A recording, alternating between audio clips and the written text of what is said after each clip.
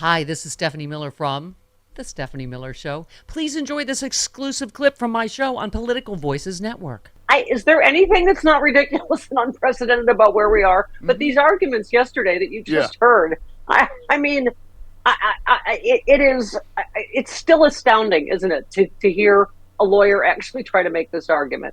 Oh, yeah, yeah. And the most astounding part about it, and we shouldn't have been surprised, but Donald Trump was puppeteering that entire thing. That lawyer was, it's amazing he could talk with Donald Trump's fist up there. Because if you listen to what he was saying on several occasions, it sounded like classic Donald Trump. I'm sure like Hal on his show last night was picking it apart live and noticed this as well. But you could tell there was one point where he goes, well, Donald Trump is ahead in all the polls, and he's by far the most popular candidate right Donald now. Trump is like this. He's like bobbing his head. Yeah, which is just transcribed directly from a Donald Trump rally. I am ahead by a lot. I'm leading in all the polls, so therefore I shouldn't be prosecuted. That was the argument yesterday, on top of the ridiculousness about impeachment. But the linchpin of our judicial system. Where are you in the polls? That's right. Yeah. If you're doing well, according to Zogby, you get out of jail free card, right? Apparently, we're all gonna have to commission our own polls should we be accused of a crime, I guess. But by the way, that was a fantastic impression. It was a little like Harvey Firestein impression of Trump's lawyer. Oh yeah, that was impromptu. He just wants to be loved. Is that so wrong? I didn't rehearse that. Could you tell? No, I could not. But I just had to remember suddenly, like, what's a great Donald Trump rally line? And you probably heard it in that guy's arguments before the appeals court yesterday, because it's just insane. This is what happens when this guy, Donald Trump, hires lawyers who don't have arguments of their own because they can't have arguments of their own.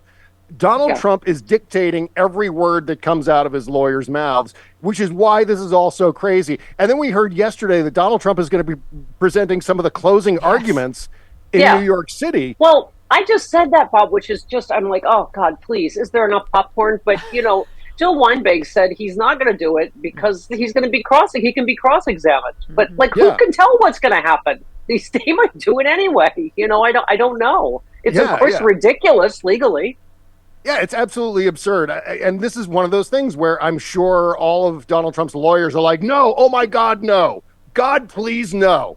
And he said, I'm going to do it anyway. I'm going to do it or else you're all fired. Yeah. And so, or he's going to get someone else to fire them if that happens. But suffice to say, he is demanding that his lawyers allow him to do this, which, hey, I'm all for that. If he wants to get up there and start talking in a court of law and he's just already going been found off guilty.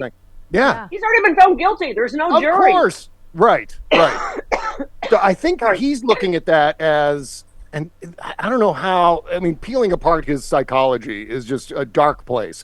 But I think he sees it as a campaign event. I think he's thinking of that as, okay, this may not work for me legally. And by the way, I've already lost. So I might as well turn this into a piece of my rally, and everyone's going to be talking about it all day and the next day and the next day and the next day, and therefore I win. That's how he thinks. They're going to have to actually use a ball gag, like in Pulp Fiction for the E. Jean Carroll trial, where he has been ordered that he cannot say he didn't rape her because he did, and so he's going to be like, how are they going to stop him? Anyway. Yeah, they should have electrodes hooked up to him every time he starts to perjure himself. Elena Haba leans on the button. Stop! Oh my God, stop. Stop. Why, oh why are you doing this to us? I'm looking forward to it. It's going to be really entertaining. I think it's going to be fun. Yeah. But also we're seeing what happens when his ridiculous arguments and lies hit the light of day in a courtroom. We've been talking about this theme forever. You talked about him saying Trump says gas is $8 a gallon yesterday. Wait, do we have that? Yeah, we do. Of course he says that. Here we go. 18. Here he is. Hang on. And you had gasoline selling for less than $2, and now you have it at $5, $6, $7, and even $8. What? It's $8. No. Okay. But never $5, gonna $6, say even here. $7,000, $11 billion. $8,000. Yeah, he might as well just Okay. he's just saying numbers. He's just naming nuts. Yeah. As I sit here with COVID, Bob, let's review. Gas was $2 because no one effing went anywhere because we were home wiping our ass with coffee filters. Yes. Donald Trump couldn't go anywhere. He's yada-ing right past his final year in office. And we talk about it in terms of his final year. It was like 25% of his entire presidency was an unmitigated disaster, not to mention the previous 3 years. But the S really hit the fan in that final year, and Donald Trump's pretending as though, oh well, it wasn't even my fault. It wasn't even a thing. Never mind that. Forget about that 25%. Everybody's looked at the time before COVID. Biden's record is 11 billion times better even before COVID than Trump's. So all this myth of everything was so great. I mean, but as you pointed out, you said the most expensive regular unleaded gas in the nation is $4.66 in Hawaii, where gas is always the most expensive. National average is $3.07. And if gas prices are determining your vote, you're out of your gourd. I mean, but it's just, this is what I mean. He just tweeted that I was never on Jeffrey Epstein's plane or this stupid island. Mm-hmm. And I feel like we're in A Few Good Men. He's on the flight logs. Yeah. And this is all, seven times he's on the flight logs. But, And it's so important to point this out because I think we start to take it for granted because this is Donald Trump's thing. It's the signal noise business, the flooding of the zone.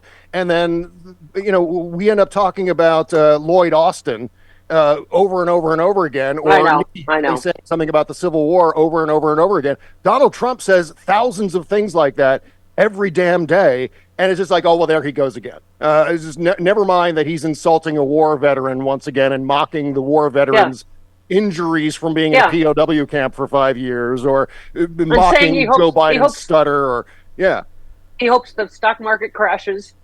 Yeah, exactly. 12 months. He hopes the economy crashes this year. That's got to be at the top of every commercial, every campaign ad between now and November. Donald Trump saying, "I want the economy to crash this year."